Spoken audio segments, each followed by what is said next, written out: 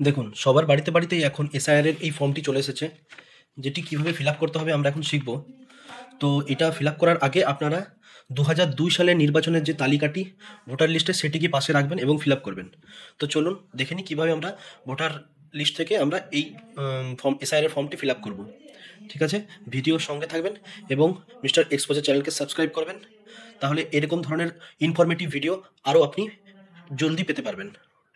দেখুন, আমরা 2002 সালের নির্বাচন তালিকার লিস্টে নিয়ে নিলাম, আর পাশে আমাদের ফর্মটি রয়েছে। ফর্মটিকে আমরা দেখতে পাচ্ছি, কীভাবে ফিল আপ করবো দেখি। দেখুন, তিনটি প্রসেস আছে। একটা হচ্ছে আপনার নাম হয়তো 2002 সালের লিস্টে রয়েছে, তাহলে আপনাকে এই জায়গাটা ফিল আপ করতে হবে, এইখান থেকে এতটা, এবং এই দুটি মধ্যে যে কোনো একটি জায়গা আপনাকে ফিল আপ করতে হবে, সেটা হচ্ছে এই জায়গাটা, এইখান থেকে এতটা। ঠিক আছে, এবং এখানে আপনাকে স্বাক্ষর করতে হবে।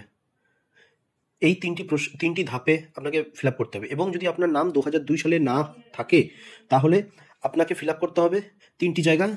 এটা ফিল আপ করতে হবে আপনার ডিটেলস, যেমন আগেও আপনি ফিল আপ করেছিলেন, এবং আপনাকে এইটা অথবা এটার মধ্যে যে কোনো একটা জায়গা ফিল আপ করতে হবে। সেটা হচ্ছে আপনাকে শুধু এইখান থেকে এতটা ফিল আপ করতে হবে। এখানে তার নাম হবে যার নামটা 2002 সালে আপনার আত্মীয়ের রয়েছে, হতে পারে আপনার বাবার নাম, আপনার আত্মীয়ের নাম। ঠিক আছে, এবং তার এপিক নম্বর, তার ভোটার নাম্বার, আত্মীয়ের নাম মানে আপনার বাবার যে আত্মীয় আছে, হতে পারে আপনার বাবার বাবা, তার নাম ভোটার লিস্টের থেকে লিখবেন এখানে, এবং সম্পর্ক এখানে ফাদার, এখানে জেলার নাম লিখবেন, রাজ্যের নাম আপনার যেটা হবে, বিধানসভার ক্ষেত্রের নাম, বিধানসভার ক্ষেত্র আপনারা ভোটার লিস্ট থেকে পেয়ে যাবেন। ঠিক আছে, এবং আপনাকে এই জায়গাটা ফিল আপ করতে হবে। এই দুটো পোর্শন, দুটো ভাগ আছে, এই জায়গাটা ফিল আপ করতে হবে। তখন বিধানসভার ক্ষেত্রের নম্বর লিখতে হবে। নম্বরটা, বিধানসভার ক্ষেত্রের নম্বরটা কোথা থেকে পাবেন? আপনি পাশে ভোটার লিস্টটা নেবেন, এবং ভোটার লিস্টের একদম উপরে আপনি বিধানসভার ক্ষেত্রের নম্বরটা পেয়ে যাবেন। এটা হচ্ছে বিধানসভার ক্ষেত্রের নম্বর। ঠিক আছে, একদম ভোটার লিস্টের উপরে আপনি পেয়ে যাবেন বিধানসভার ক্ষেত্রের নম্বর। তারপরে আপনাকে এখানে চেয়েছে অংশ নম্বর, একদম ভোটার লিস্টের উপরে একদম অংশ নম্বরটাও পেয়ে যাবেন। এখানে আপনি সেই নাম্বারটা দেবেন, এবং তার পাশে লেখা আছে ক্রমিক সংখ্যা। ক্রমিক সংখ্যা হচ্ছে এই ভোটার লিস্টে আপনার বাবার যে নাম্বারটা আছে, আপনার বাবার যে নামটা আছে সেই নামটা কত নম্বরে আছে, এরকম করে 1 2 3 4 5 6 করে রয়েছে ক্রমিক সংখ্যা, আর এখানে তাদের নামগুলো। তো হতে পারে যদি এটা আপনার বাবার নাম হয়, তাহলে ক্রমিক সংখ্যা হবে তার পাশে যে নাম্বারটা রয়েছে, এই নাম্বারটি অ্যাজ ইট ইজ আপনি এখানে লিখবেন, এবং এখানে আপনি স্বাক্ষর করে দেবেন, তাহলে আপনার ফর্মটি ফিল আপ হয়ে যাবে। এবারে এইখানে আপনার ডিটেলস ভরতে হবে, তাতে আপনার নাম থাক বা না থাক। ঠিক আছে, তো আপনার ডিটেলসে কী ভরবো আমরা দেখে নিই।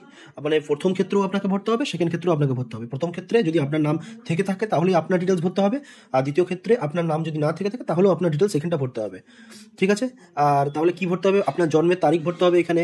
এখানে আধার নাম্বার, এটা ম্যান্ডেটারি নয়, ঐচ্ছিক, এটা ম্যান্ডেটারি নয়, দিতেও পারেন নাও দিতে পারেন।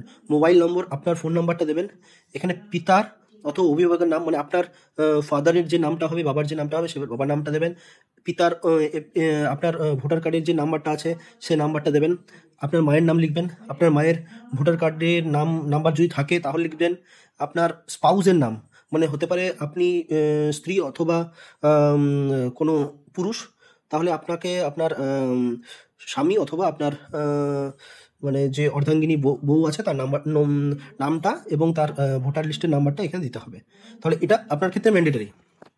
আর যদি আপনার ভোটার লিস্টের নাম থেকে থাকে তাহলে আপনি এখানে ডিটেলস ভরবেন, আপনার নিজের নির্বাচকের নাম ভরবেন, আপনার নাম দেবেন, আপনার ভোটার লিস্টের নাম দেবেন, আপনার আত্মীয়ের নাম, যদি ভোটার লিস্টে আপনার যে আত্মীয় আছে, মানে আপনার বাবা মা যে থেকে থাকুক তার নামটা দেবেন, এবং তার সম্পর্ক কি, এখানে মা না বাবা না ভাই না বোন।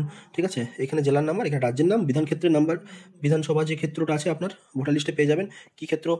বিধানসভার ওপরে যে ক্রমিক নম্বরটা লিখবেন তার পাশে এটা লেখা থাকবে, আর বিধানসভার নম্বরটা দেবেন অ্যাজ ইট ইজ। এখানে যেটা ভরছিলেন এখানে হচ্ছে আপনার বাবার ডিটেলসটা থাকবে, এখানে আপনার ডিটেলস থাকবে, যেমন বিধানসভার ক্ষেত্রের নাম, এটা একদম উপরে পেয়ে যাবেন। এইটা আর এইটা সেম হবে, এইটা চেঞ্জ হয়ে যাবে ক্রমিক সংখ্যা, কারণ আপনার নামটা ভোটার লিস্টে আছে। ধরে নিই যদি আপনার এই নামটা হয়, তাহলে আপনি আপনার নাম্বারটা দেবেন, এখানে 28, এখানে 28 লিখবেন ক্রমিক সংখ্যা। আর যদি আপনার নাম না থেকে থাকে, যদি আপনার বাবার নাম অথবা মায়ের নাম এইটা হয়, তখন আপনার এটাকে দিতে হবে 29 নম্বর। ঠিক আছে, এবং এখানে স্বাক্ষর করে আপনাকে ফর্মটিকে ফিল আপ করতে হবে। তো এখানে ভিডিওটা শেষ করছি। ভিডিও ভালো লাগলে অবশ্যই কমেন্ট করে জানাবেন, আর শেয়ার করবেন বন্ধুদের সাথে। তো ততক্ষণ পর্যন্ত আপনি দেখতে থাকুন এই মিস্টার এক্সপোজেন চ্যানেল।